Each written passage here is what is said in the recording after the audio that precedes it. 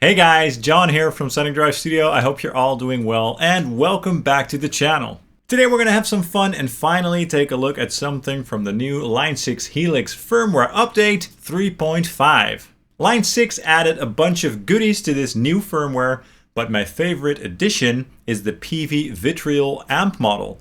And that amp model is based on an amplifier that I own and which I have set up right here, which is my Peavey Invective 120. And it's a great amplifier that I really like. It's a very versatile amplifier too. It can do a lot. And if you're not familiar with the Peavey Invective, it's basically a sort of souped up and more modern version of that classic Peavey 5150 or 6505. It has a better clean channel and a bunch of other new features like a built-in boost, a built-in noise gate, and all that good stuff. The old Peavey 5150 amp model in the Helix is alright, it's pretty good, but it's just not great. So I guess me and a bunch of other folks were hoping that the Vitriol amp model would do a better job at that.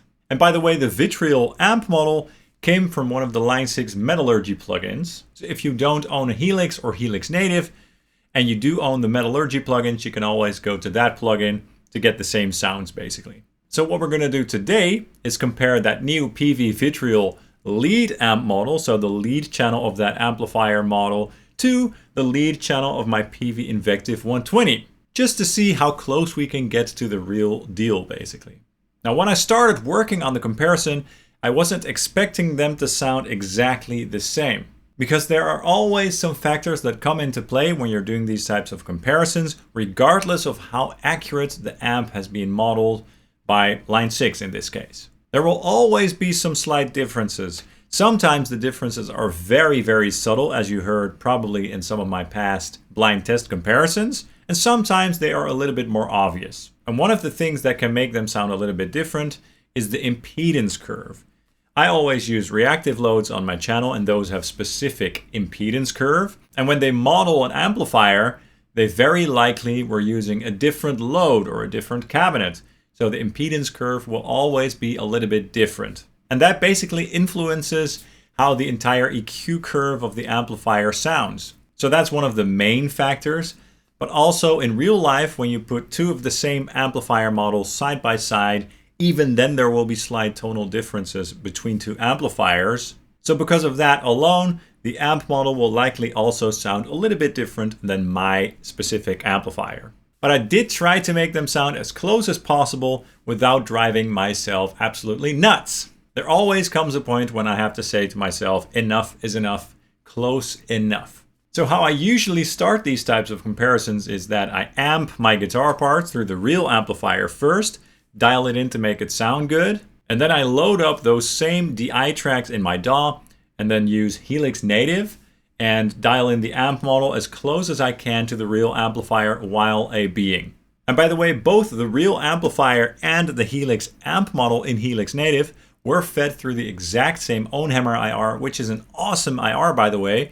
I think it's essential and it's my most used IR these days. It's the high gain mic mix from the OwnHammer 412 RECT Essentials package, and I highly recommend checking that one out because it is, as I said, essential. Anyway, so I keep A/Bing the real amplifier with the amp model in the plugin until they sound close enough or until I can't make them sound closer.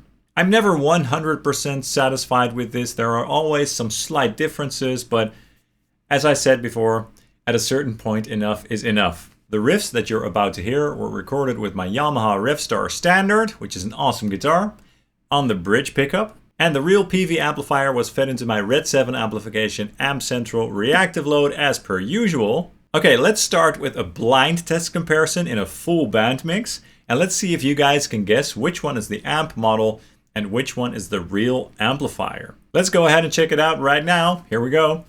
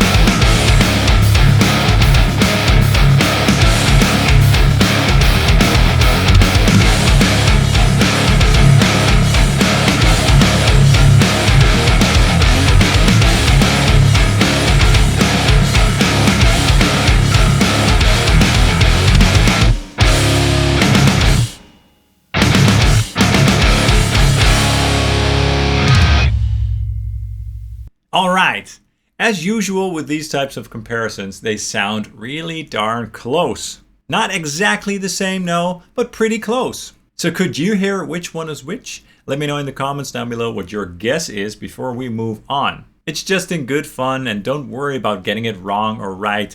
There's absolutely no shame in getting this wrong. So let me know in the comments down below what your thoughts are. And once you've done that, let's continue. Now let's check out that same comparison, but this time isolated, just with the guitars. And this time I will reveal which one is which. All right, this should be fun. Let's check it out.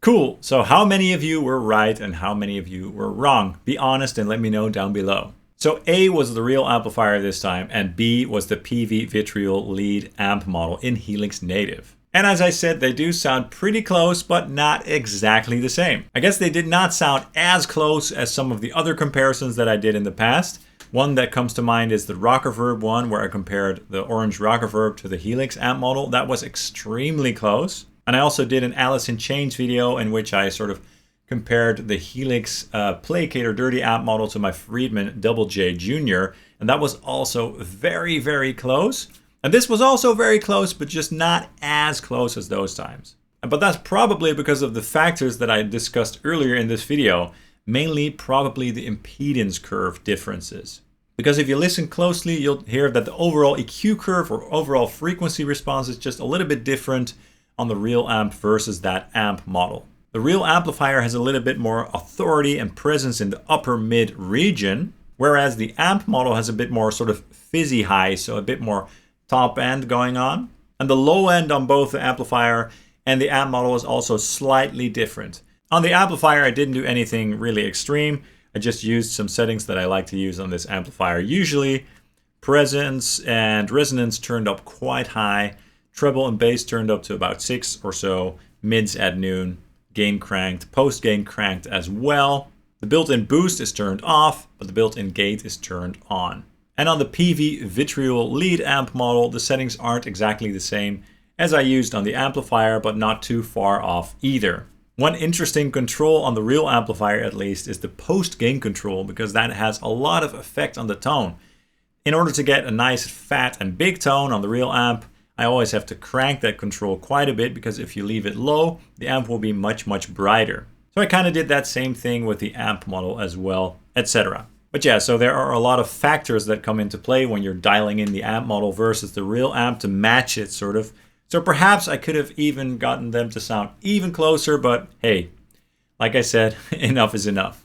Anyway, that's all for this video. Let me know in the comments down below what your thoughts are on the real amplifier versus the amp model. What did you think of the sounds? Let me know. And also let me know what you guessed in the blind test section. Could you guess which one was the real amplifier and which one was the amp model? I'd love to know.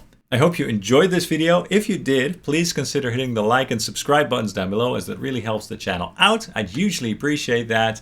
You can also follow Sonic Drive Studio on Facebook, Instagram, and Twitter. Thank you guys so much for watching, and I hope to see you soon. Cheers!